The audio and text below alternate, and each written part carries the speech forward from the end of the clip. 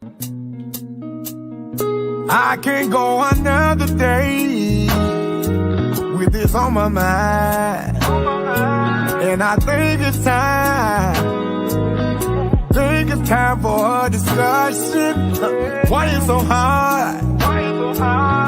Show me that you love me, baby.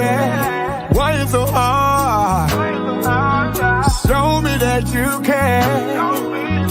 So many days, so many nights, so many tears.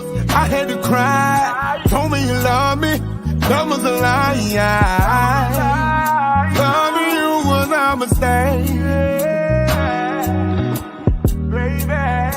Loving you was a mistake. Loving you was a mistake.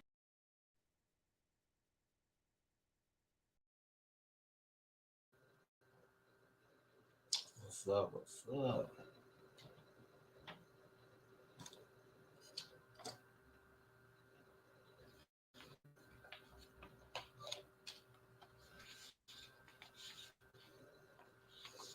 Yo, what up? This is Big Cappuccino, the Great Wu-Tang Clan, Killer Bees on the Swarm.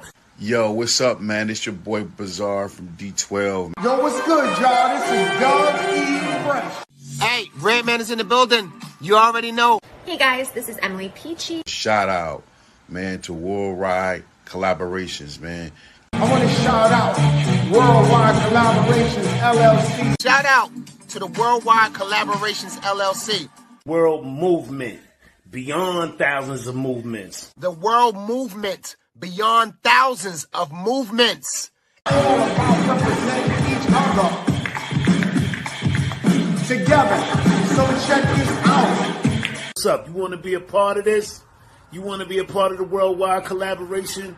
You guys should all be a part of Worldwide Collaboration. Worldwide Collaborations, LLC. Check us out, man, and check what's going on, man. Word up. I have recently been choosing to be a spokesman and an ambassador, so you will see a lot more of me. Join the movement, man. It's beyond that. All right. Welcome back to the Chatterbox with yours truly, King Jacob, man. And we're live, raw and uncut this evening on the Chatterbox with another Star-Studded episode. And, you know, shout out to the Worldwide Collaborations for letting me be a part of their organization, man.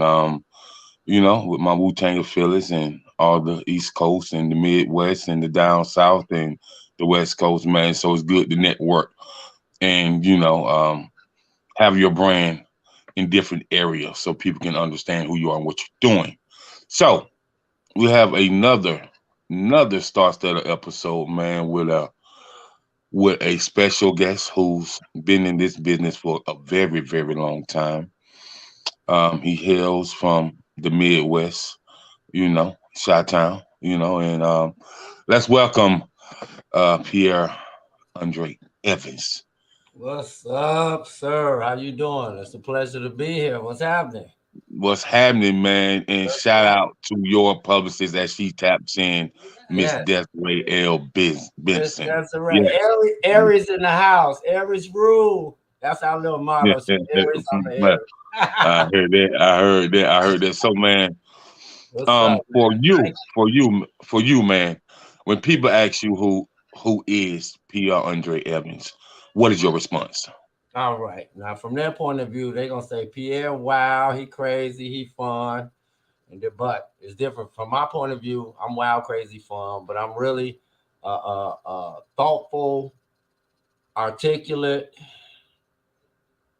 confident person out here trying to touch the world, make the world a better place, and at the same time, have fun. Everybody got talents. It's up to you to find out what your talents are while you're here and your purpose. So luckily, I found out and was hip to mine at an early age. But to put it in a nutshell, I would say that I'm a person out here that's trying to live my life, have fun, touch people, make the world a better place, and make some money at the same time. Okay. I can dig that. I definitely can dig that. And with you saying that, man, so um, you know, you're a journalist, publisher, an author, creative writer, a DJ, a dancer. You play instruments, and you're also a singer. And so let's talk about from the time you was a child. When did you discover that you had this amazing talent? And then, with you being around, as you stated to me earlier when we was talking off camera, that you was around this music and this entertainment thing as a child. And so when did you knew when was it known that you had a talent for entertainment as well? Yep. My parents have said from the time that I came out the womb, I used to entertain my mother and my father are both talented in different type of ways. My mother was trained by nuns back in the day playing classical piano. So she's her age, and when she was learning piano, her parents, which are my grandparents, had nuns teaching her how she can play Bach, Beethoven, all that kind of stuff. She hates the piano because she was forced to learn it, but she's very talented on it. So I grew up with a piano in my house, but she never played it. She hates the piano because she'll be playing the piano and she hit the wrong note. They snap her on her wrist with a ruler. This back in the 50s, 40s, 50s, something like that. So she hated the piano because she was forced to play it. So I grew up with one in my house. And I just went back there and every now and then just dabble on it and do what I did with it. My father was a DJ. He passed in 2004. He born in 42, 2003. He died on his birthday. But he was a DJ. He was a singer and a very social person. So I'm the middle child. I got an older brother and a little sister.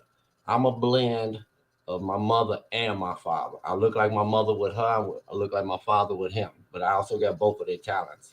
My brother and sister, they're there, but they don't have the blendedness that I have. So ever since I was a little kid, I've had music around me. I grew up with my parents throwing parties. Like I said, my father's a DJ and a singer, so he throwing parties at the crib. I had parties at the crib. So I was playing keyboards and I didn't really get into jazz until around 76, 77, 1976, 1970. I'm 55. I'm born in 67. My brother started DJing. He brought equipment to the house. Around 80, 81, he went off to the Army. His equipment was still at the house. I'm dabbling with the equipment, and I taught myself how to DJ. I was writing poems ever since I was a little kid. I used to write plays when I was a little kid. Friends come over, and I tell them, here's your part, here's your line, here's your line. And my friends like, we came over here to play. I got them acting, doing plays and stuff. So ever since I was a little kid, I dabbled in poetry. I ain't started singing it later, but poetry, writing stories, DJing. That was around 10, 11, 12, 13, 14, 15. Around I got 18, 19, 20 is when I got into songwriting. Now, house music came out. House music came out here in Chicago. I know all the pioneers of house. So when house music started coming out, I was already DJing. House DJs started making their own songs. And so I'm like, I can make songs too. I've been doing this all my life. So I wrote me a house song called Mind Groove back in 1990. I came out with a house song. And it did fairly good here in Chicago. Later on in life, I started getting into modeling and acting. I'm in Home Alone 2, Richie Rich, The Negotiator, Never Been Kissed with Drew Barrymore. The last movie I did was Road to Perdition with Tom Hanks, Jude Law. That was like late 90, early 2000, something like that. But I left all that alone. And so ever since I was, to answer your question, ever since I was around 10, 11, 12 years old is when talent came out. My parents saw it. I felt it. And a real quick funny story. I was riding around with my homies one day. We was partying and stuff, and after the party, I was driving. We had my homies in the car. They all know I was DJing and all that kind of stuff. We pulled up to the light. I was a little bubbly, and I jumped out the car. I'm a star. Got back in the car, and they keep cracking. They keep reminding me of that story all the way to this day. But I knew from an early age that I was going to be in entertainment industry, and so it's still a journey. I'm not there. I'm not where I want to be, but I'm further than where I was. All right, all right. So, all right. Listen, man. What's remarkable about this is, a lot of people don't understand that I'm gonna say charity starts at home. And when I say that from the entertainment form, it's like you get those jewels at home. It's like genetically engraved in your body. You always listening to it. Your mama got you around music, when you're in the womb, and you just come out with some type of talent. And you mentioned in house music, so we're in this new millennium, this new century of the digital era. So I tell, because I manage artists for a long time. I no longer manage artists. I'm on the podcasting and the PR side now, so the media side. So, but I have always told them this. It's like, man, how you from down south, so much about house music? I said, because I'm a music connoisseur, man. I listen to everything. I can learn something from everything. I said, man, there's something that's called EDM DJs. And so when you have EDM DJs, they are connected with house DJs and techno DJs. Yeah. And I say, so if you are a rap artist and you connect with an EDM DJ, a house DJ, or a techno DJ, and they remix your song in their set. And once they remix your song in their set, that automatically gives you another fan base. Yeah, and you're in a new community now. Right. And most of those DJs have some type of internet radio show or on an iHeart show or something like that. Yeah. And they might introduce you to the world just off GP because they want to be the first house DJ or techno or EDM DJ to introduce you to their fan base. Right. And I tell artists all the time, man, you got to broaden your horizons. Like when Drake brought his last album, it was mostly house, techno, and EDM music. And they was like, oh man, why would Drake do something like that? I said, why would he do something like that? Why would he? Because that is what we call a global fan base. I said, if you know anything about Europe and Germany and Russia and the Czech Republic and Japan, and like that's what they do over there, man. If you know anything about the rave parties, that's what they do. You know what I mean? You better get aboard. You better all aboard. You better get on. Right, right. And so I just be trying to get them to understand that your music knowledge got to be abroad. Music is a universal language. You can't put yourself in any type of box. And so when you brought up you making a house record, I was like, man, he was way smart back then. You know what I mean? Yeah. Right. And so I can appreciate you for that. Now, an actor, author, dancer, DJ. And so let's talk about how you got into the acting business. All right. Now that's an accident. I had a friend that lived in LA. I used to work at Navy Pier, which is a big spot here in the city. Mm-hmm. I got there in 80, 67, 77, 87, 86, 87, something like 86. I think 19. You're supposed to have been 21 to work there, but I had a hookup. So I was working there. It wasn't a Navy Pier that it is now. All it was a pier, and it had a little submarine on the side, and you can just go look at the submarine. Now it's like Disney World. It's a whole new thing now. But back then it was just that. And I had a homie that lived in LA. He came to Chicago. He was the actor. He was the person that was in RoboCop 2 when the RoboCop get blown up and he come walking out the fire. He was the person that was in. He was a stunt man. He was the person that was inside the suit. He came to Chicago to kick it with me, and he said, "Well, while I'm here, I still want to work. I'm gonna sign up at these local film companies, and I'm gonna work while I'm still here." He's gonna be here for 2 weeks. I didn't even know these places was even here, so I went with him, and he signed up, and he was like, "Go ahead, fill out the application." I'm like, "I ain't no actor at all." This like when I'm 19. It's like when like I said, around 86, something like that. So I filled out the applications. I haven't acted in school, high school, grammar school, never. Anyway, I filled the thing out. Next thing I know, I got called to be Home Alone 2. That's my first movie, Home Alone 2.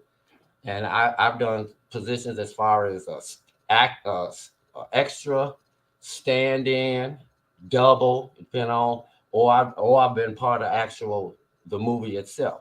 So in different situations. So I started off, that's how I first got introduced to it, just going and fill out the application while he was here trying to do his thing. And while he was here, he got movies, I got movies too. I was like, wow. I was like, this the bomb.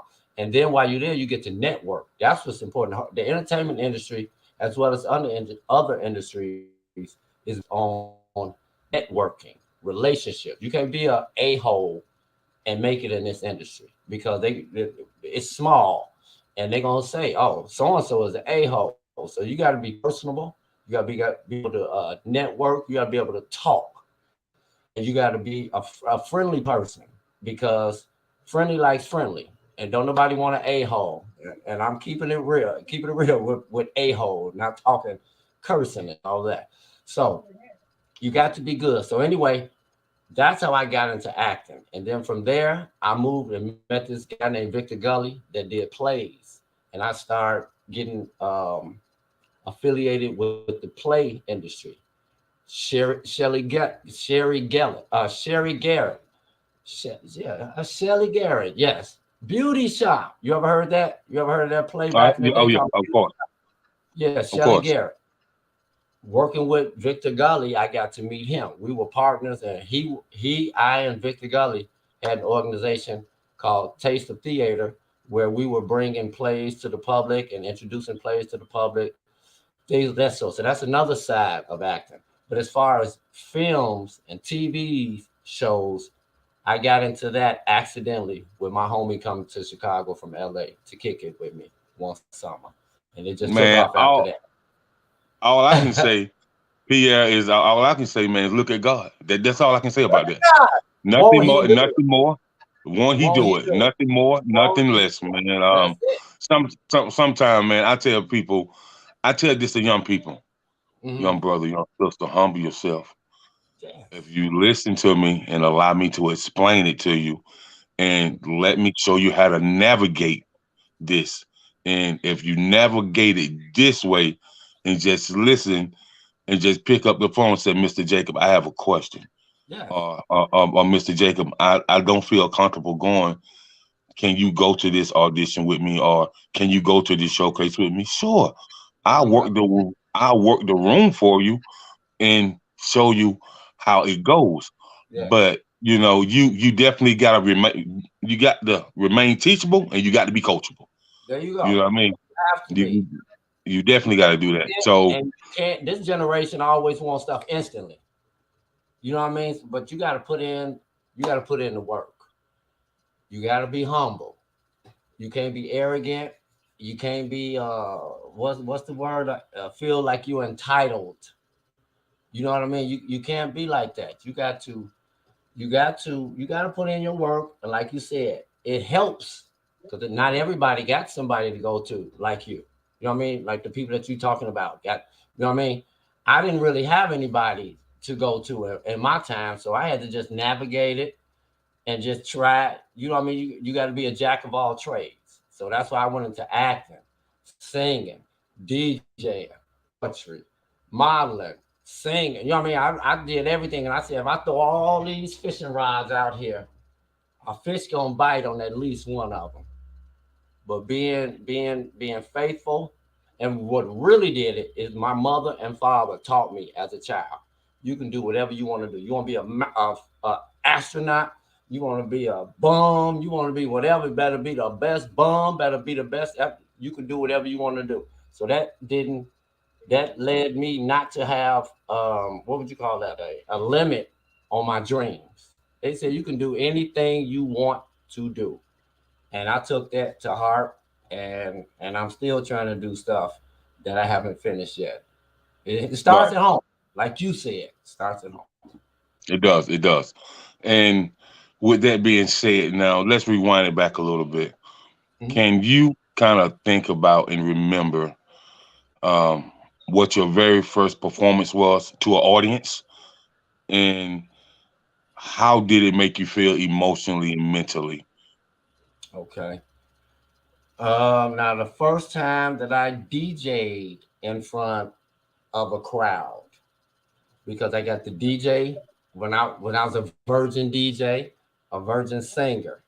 Those are the two areas that I guess we could talk about it. The acting and stuff, that's not in front of nobody. But the DJing and singing. First time I DJ'd in front of someone was a big party. I had to be about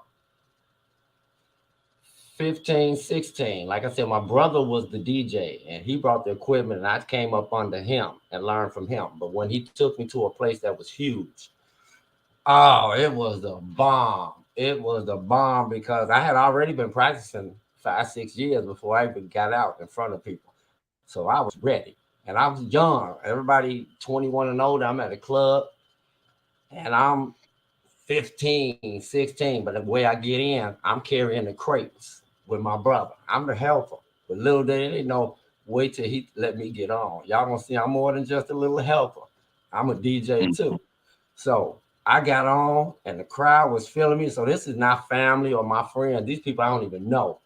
And they was loving it, playing how jack your body, jack your time to jack. This early house. This around the early 90s, stuff like that. So when I did that and saw the people liked it, it's just like they call it the I was bit by the bug, the entertainment bug. And once you get that bite and you get the love, because you can feel it. You can feel the love from the audience. You can feel it like energy, like lightning, like energy. You can feel it. And then they confirmed what I already knew. Pierre, you can throw down. And my DJ name was Player. That's Player and Pierre. Player. So that was my DJ name. And once I got that, it was on and popping, and I didn't stop. So that was that. Now, performing. I had wrote a song called Mind Groove back in the early late 80s, and I actually put it on vinyl when records were out in 90. So that's the late 80s. 90s is when I was out and performing in 90, 91, 92. Hold on. Go Hold ahead. on, Pierre. Listen, man. We gonna take it back and like the music IQ is really raised right now. Okay. When you say I put it on vinyl. So Yes. we're in this digital era, and so for those who don't understand how vinyl kind of elevated, the music business. You got the vinyl records is the big records, and you have what we call the 45 records off the component set. You know what I mean? And then, yeah. And then you cassettes. What about the cassettes? Right. Then you had a cassette tape, but before the cassette tape, my dad had a deuce and a quarter, and he had the 8-track. And as a youngin, I used to ride with him, listening to Al Green and Otis Redding, listening to the Shy Lights and the Manhattans and things like that. So when you said that vinyl, man, people got to understand how music transitioned over the years. Yes. You know what I mean? So was you the DJ on the vinyl that can cut it up? You know what I mean? Yes, but even when I first started DJing, I had a turntable and a tape deck. I didn't even have 2 turntables. And so, and even before that, I had tape decks, and I used to it's called spot taping. And that's when you mix songs just by get it to a spot, hit pause, get it back where you want to go, take it off pause, put it on pause. And I can make it say, cutie, cutie, cutie, cutie, cutie, cutie, pie, pie, pie, pie, pie, pie, pie, cutie pie, cutie pie, cutie pie. You're the reason why. And I'm hitting it on a tape deck. I ain't even got the song, this tape deck. I was DJing before it was even turntables, before it was even two. I was DJing off a tape deck and played that. So it was like, whoa, go ahead. So listen, ladies and gentlemen, listen what he's telling you. Oh, he didn't have he even didn't have a MIDI controller. No. Now the DJs got the MIDI controller where you got the red light, the green light, the yellow light, you know what I mean? And that just takes it from analog to digital. But so for the DJs that still use vinyl, and if you ever went to any really DJ battle competitions and the old school DJs coming there from like people who used to rock with like DJ Premier, people who used to rock with DJ Clue, Desert Storm, like they still use them vinyl records. Of course they got their CDJs, but the real DJs still use them vinyls. And little to know, I was just reading something a couple weeks ago that a lot of DJs have started back buying vinyl. Yo, vinyl coming back. You know, everything that's old is new again. You know how it's a circle. It's a circle. And vinyl got a different sound than CDs and all that. Because with the vinyl, it feels real. It feels just like something about the vinyl, the way it's recorded. Because CDs and the technologically recorded songs are flat. Ain't no spirit in it. It's like just the music, just doom, doom, doom, doom, doom, and then vinyl, it somehow encapsulates the spirit, whereas CDs and all that, they spiritless. It's just the music. It's just doom, doom. Instead of, I don't know, I can't explain it. You either got it or you don't. That's it. Spirit Right. So vinyl keeps it somehow it records the feeling, whereas CDs and all that other stuff does not capture the spirit. And so what's so interesting about you, and I'm gonna say this, what's interesting about you, I just want you to break this down for the DJs, for the artists, for the program directors, for the podcasters. Now, I tell people all the time, people like, man, Jake, what do you think about the digital era? I say it's got its perks. It's got its ups and downs and do's and don'ts. I said, but what I really think people should do is they should combine the analog era with the digital era. And you actually get a better sound. So what I mean by that, if you're in a recording studio and you still got programs like Reasons in a recording studio, and now you got Pro Tools, you can combine the two because there's something on that Pro Tools that you can't find on the other one. Right. So I know producers and DJs that have Reasons, Pro Tools, and Fruity Loops, and they take a plug in from all of them and they combine them together, and the sound be amazing. And so the reason I brought this up, so how did you merge the analog era with the digital era? Well, some of these out of necessity, not really out of choice. There's some songs that I have that aren't available electronically. We find on 45s or only on vinyl. And then there are some songs that are remixed or certain. I don't want the original version, remixed version. They're only available digitally. You know what I mean? So that's like you got to be versatile, and you got to be able, like you said, you got to be able to combine all the two to make it work and be able to deliver it flawlessly. Because the audience, your dance crowd, the party, they don't care how you playing it. They just want to hear the cut. So you got to deliver it, and you got to bring it to them whatever the best way that you can. And so for people that don't know, the newer DJs, they don't know nothing about vinyl tisk tisk is all I can say. You know what I mean? Because there's just it's just a whole nother. And then back in the day, we scratching or bringing it, or while you spinning, you mixing the song, it's going too slow. You spinning it before speed came out on turntables. You had to do that too. This song a little slower than this song, but I'm going to put them two together. So I got to put my finger, like say this the record. I got to put my finger on top of the record and press down and speed it up to make it go fast, because ain't no speed on this turntable. So I got to speed it up, get it in, and then slowly release it. You had to be speed with your finger. That's the art right there. You got to be speed with your finger, where it ain't going too fast, it ain't going too slow. Your finger is the speed. And then later on they came in with speed, so that was good. But you gotta stick with the times. But you can't lose the pass. You know what I mean? DJ, you can't lose the pass, but you got to stay with the times and keep it going forward. But still, if you're able to bounce back to the old school, then you a bad DJ. You bad. Right. And so that's what I see a lot of older school DJ. They mix the old school era with the new era, and man, they always getting booked, man. You know, I got a homie, my homie DJ Cleve, which is a so deaf DJ, was signed under Jermaine Dupri for a long time, and he always mixed the old school with the new era, man.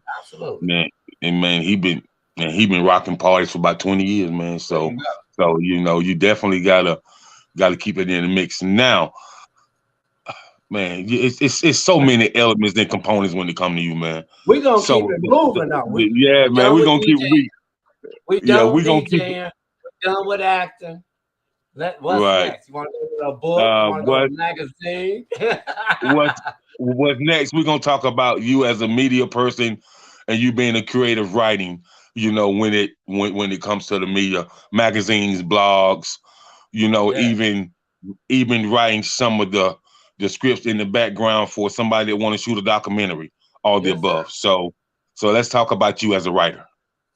Yes. Okay. Well, me as a writer, as I said, I've been writing poetry, plays, songs ever since I knew how to write. In grammar school, I was in the gifted program. That's what they called it. When I was the gifted, so I was in creative writing.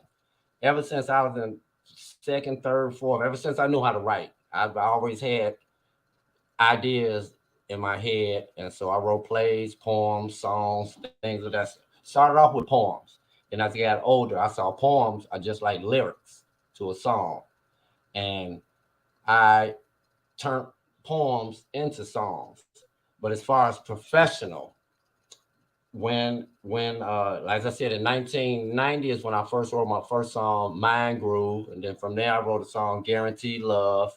It's a stepping song, and I'll put it on the chat later on. I'll put after this is over. I'll put the links to the different stuff that I got. I got different songs and stuff like that.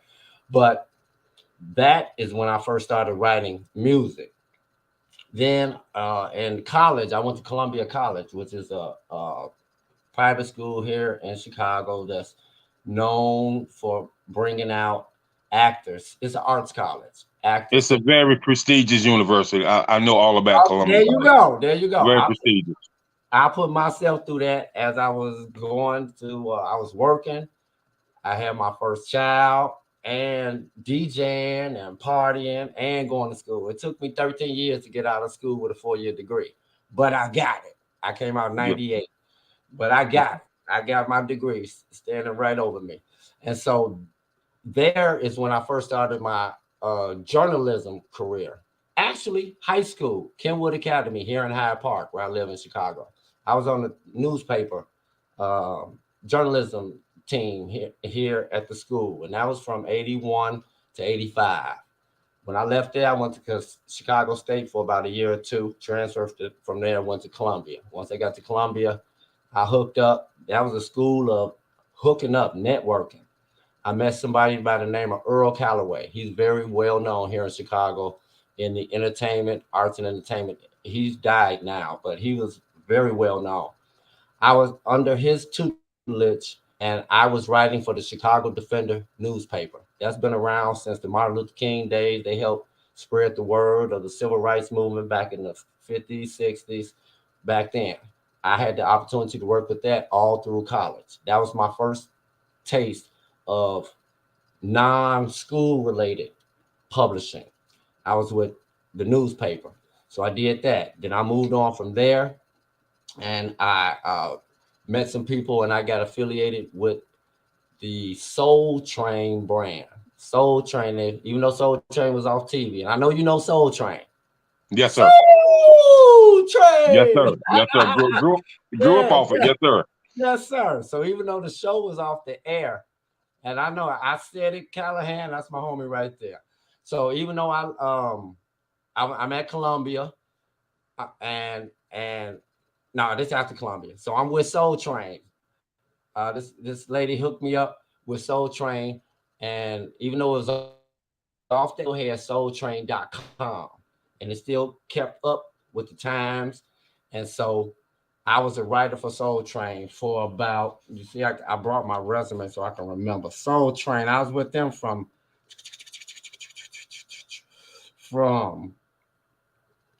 2013 to 2016. And I had the opportunity, by me being here in Chicago, I was the only one on the whole team in Chicago. So I got to cover everything house, everything related to Frankie Knuckles had died at that time. I did a story on him. They went straight to me. Pierre, you DJ, you know Frankie, you in the house community, you do the story on Frankie. I interviewed all the famous DJs in here like Farley Keith, Steve, Silk Hurley, all the people from the Chosen Few, all these people to give a tribute to Frankie Knuckles. Then I worked with this newspaper. It's called actually a Magapaper, which is a magazine that's not glossed up. It's on paper. So it's a Magapaper called N'Digo Magazine. It's a very famous magazine here in Chicago, Black oriented. I wrote for them for years. And then after that, let me see, the Chicago Tribune, the Chicago Defender, N'Digo, Soul Train. That got my feet wet with media as far as publishing for the public. Then 2000, I think it was around 2016, on April Fool's Day, Soul Train said, emergency, you all, this is our last issue as of today. We're no longer employed. Soul Train has been bought by BET. The website and the magazine is over.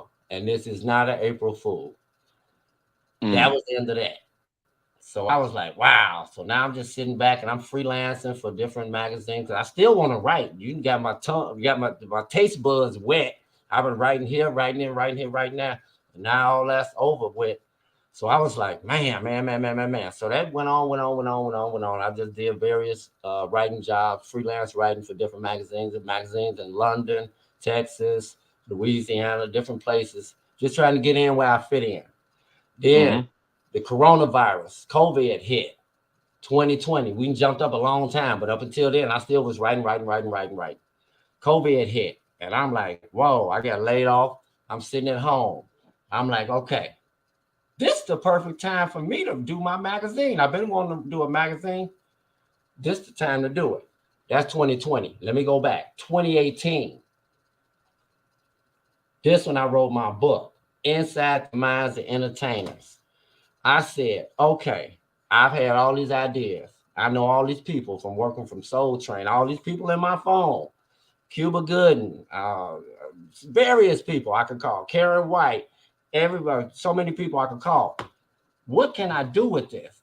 My uncle, his name was Claude Driscoll. That's my mother's brother. He had a book when I was like 10, 11, 12. And I'm like, he showed me his book. He was a dentist, first black dentist in Chicago.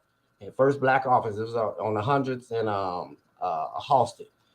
So he was known, he used to play tennis. He was known playing tennis with Arthur Ashe. Plus he got his first dentist office. And he got a book. That's the part of stuff with me. I'm a writer. He got a book. That's my uncle. He could do it. I could do it. I'm 10. It didn't come to me till I got about 40 when I finally said, I'm going to do a book. I know all these people. Let me reach out to these people, and see if they would be interested.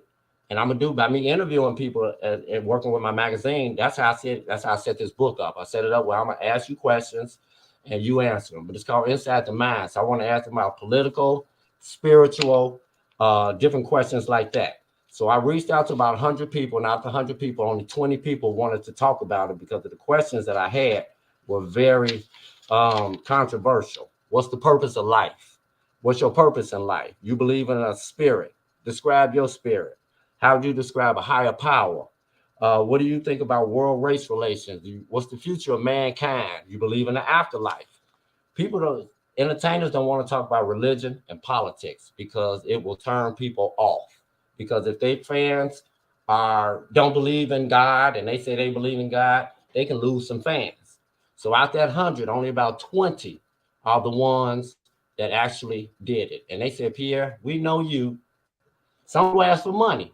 Other artists ask for money. Am I gonna get to be a part of this book? I'm gonna get royalties on this book?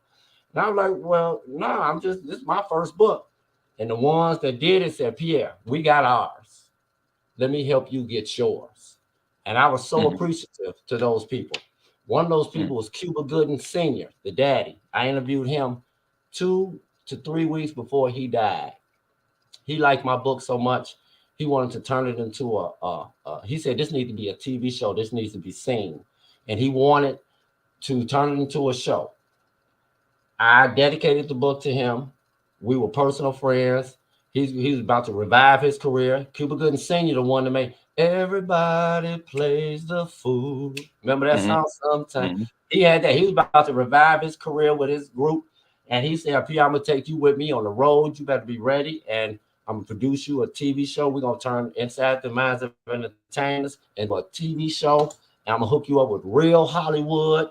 And I was like, yeah. And then 2 weeks later, he was dead. And I was like, oh, no. That's a whole nother story. They said it was suicide.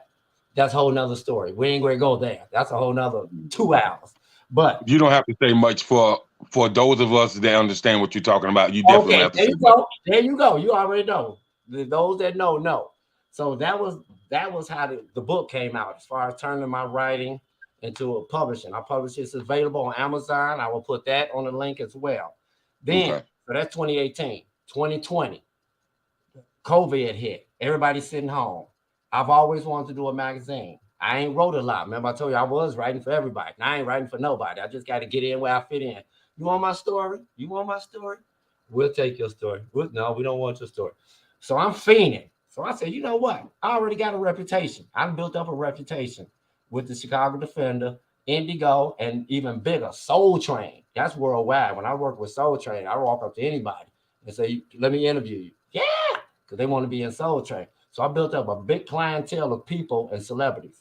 So I said, my name is known. This was, you call it big balls or you can call it confidence. I said, I think I can stand on my own. I don't need to have to nobody's magazine. I'm going to come up with my own magazine because people know me now. Let's see how this works. So my first issue came out April 1st. Now, remember, COVID hit March of 2020. March 15th, something like that is when the world shut down. I was already working on my stuff early March. April 1st is when mine came out, and I had a list of 30 people from Steve Silk Hurley to different actors, comedians. I had my first big issue had about 30 artists. I came out with a bang. You can't go nowhere. You ain't going home. Everybody said, "Oh, this is the perfect time. You got 30 interviews. We ain't got no job. We can't go nowhere. This is the perfect time to come out with a magazine because all I got is time." And so that's what I did. I came out with the first issue April 1st, 2020, and I've been selling since then. And that's my writing. Plays, poetry, all that. I put that on the back burner. I put DJing on the back burner. So I left that alone. So that's it. And that's where I am right now. Right now, what I'm trying to do now with my magazine is to get more regular people in it because I pick the people. They're not always celebrities. They're not always stars. I do the everyday person. But now I want people. Yes, Desiree said it. Aries season. Aries. That's why I did it. My birthday, April 19th. So I came out April 1st. So I want to have more advertising and advertisement for the common person, because my magazine is worldwide. I've interviewed people from Australia, China, Africa, Japan, Europe, everywhere. So I want to give the average person a worldwide audience. And so what I'm trying to do now is to venture more into advertising and ads, reasonably priced ads, where your product promotion or yourself will be promoted worldwide. So that's the next level of Go Bang magazine. That's what I'm trying to take it now.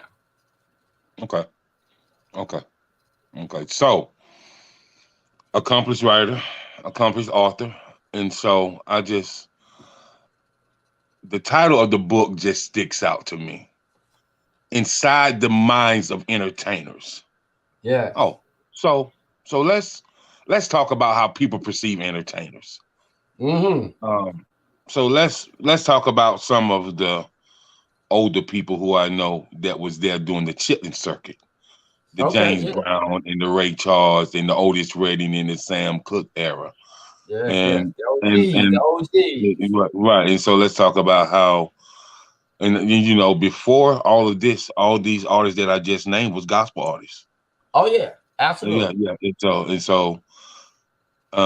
And so people talk about this industry, and they say a lot about this industry, and they said that to grow and elevate in this industry, you have to be a mad genius, but not with a normal mind of an everyday person.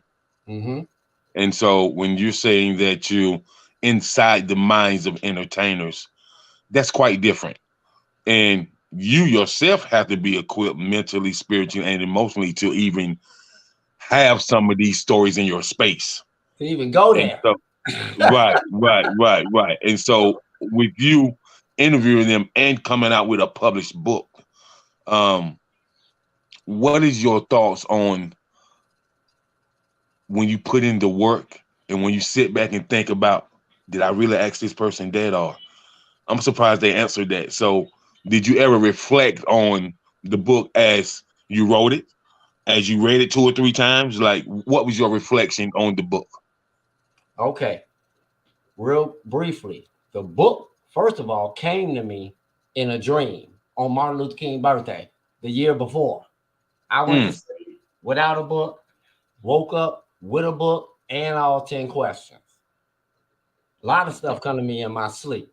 So it was gifted to me, the title and the questions.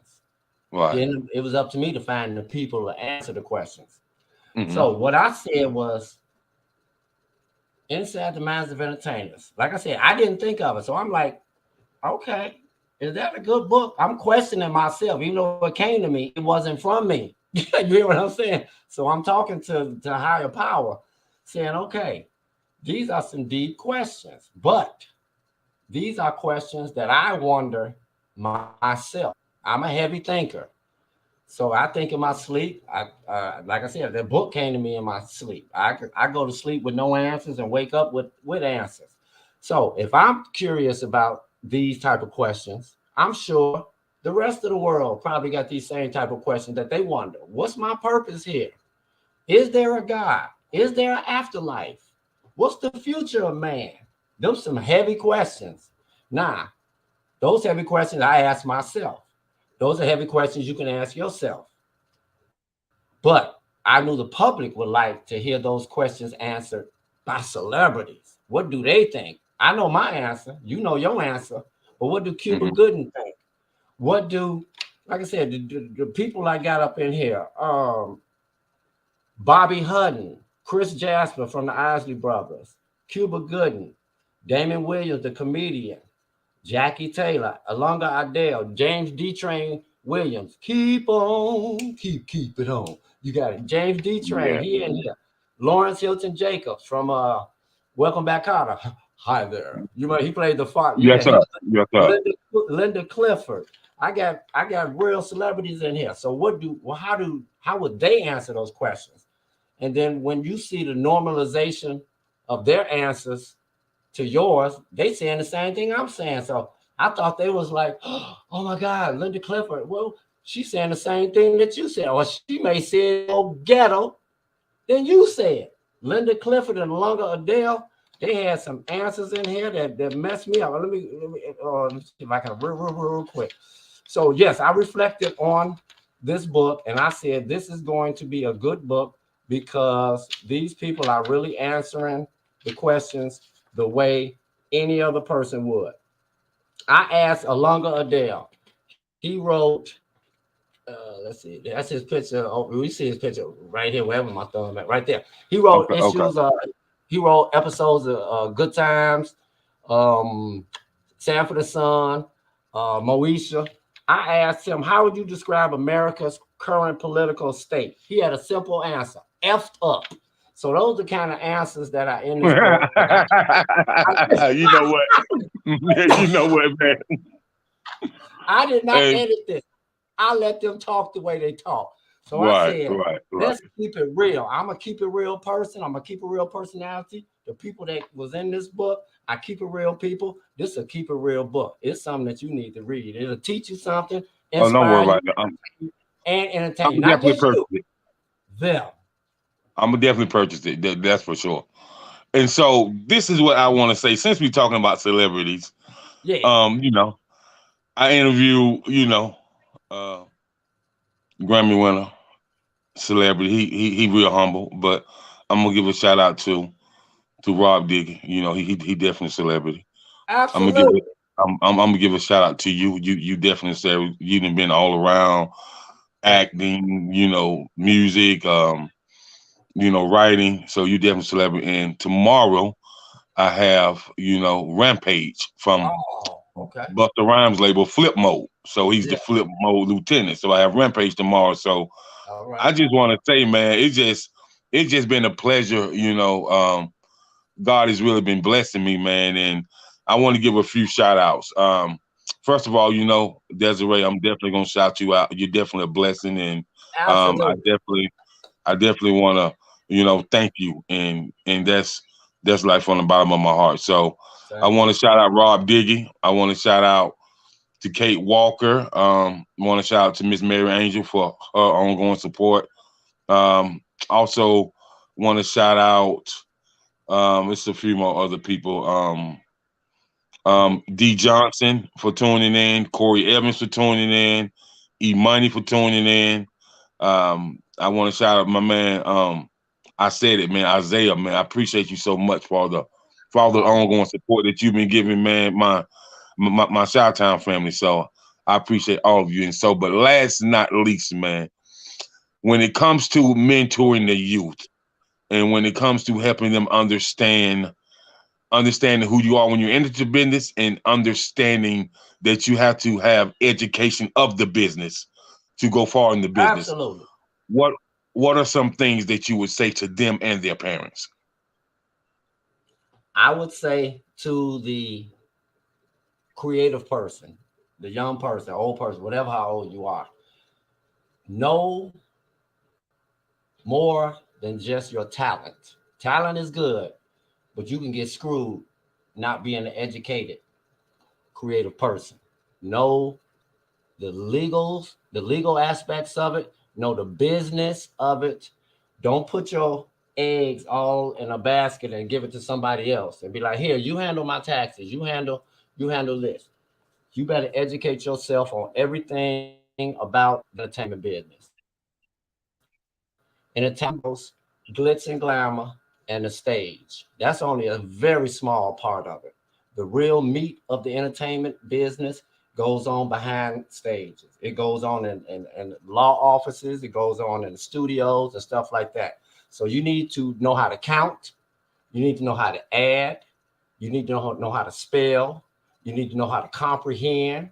You need to know how to speak. You need to know how to write. You need to know all of that. That's basics if you plan to be successful. Otherwise, you're going to get raped and molested. Not actually, but financially. You're going to get beat because they're going to say, oh, you slow. So you need to know, you ain't got to be a specialist. You ain't got to be no lawyer. You ain't got to be no accountant, but you need to know something. You can't just put your trust in other people's hands because everybody is not there for your best interest. That's So right. that's the part for the artists, for the parents. Support your child. Like my parents supported me tremendously. That's why I'm the sky's the limit. Next week I'm gonna be a astronaut.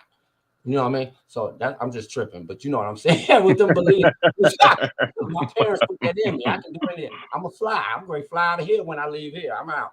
So parents, support your children. Believe in them, even when because their dreams may be bigger than your dreams, or your dreams that you have for them, your dreams you have for yourself. Let your children believe that you believe in them, because that gives them fuel. You know what I'm saying? Because I can have all the trust and everything, but my parents are, oh, you need to leave that alone. You need to just go do this. You need to just go do that. That might have deflated me. But my parents are like, go for it. I want to be an actor. Go for it. I want to be a singer. Go for it. You want to do? I want to go for it. They're like, do it. So believe in your children. Support your children. And if things don't go well, be there to comfort them when something don't work out. But then also push their butts back up. Go back out there. So from the artist point of view, know your field that you're going into. Educate yourself. Google and all this stuff is out here. Educate yourself on what's going on. Parents, support your children. That's what I say. All right. You heard it first. Parents, support your children. Educate yourself on the business as parents. Children, educate yourself, because we don't want any of you artists, creators, and singers, rappers, whatever, musicians, whatever you may be doing with your talent. We don't want you to be enslaved to the music industry. Exactly. You don't want to get know what I mean? Absolutely. Right. And so, just want to give one more shout out to Prima Ballerina, which is a choreographer and dance coach out of Greenwood, South Carolina. Thank you for tuning in. And last but not least, Mr. Pierre, we want you to give out your information where people can reach you, how they can connect with you, how they can follow your movements, and how they can just be in a pleasure in the company of some good space. Okay. Well, to follow me, you got to be a bad brother, because I move quick. But as far as on the internet,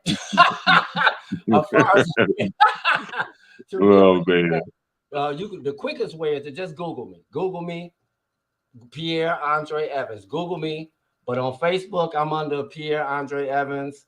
I believe on the Instagram, I'm Pierre Andre Evans, or my magazine. You can Google that, or Go Bang, GOBANG magazine, MAGAZINE.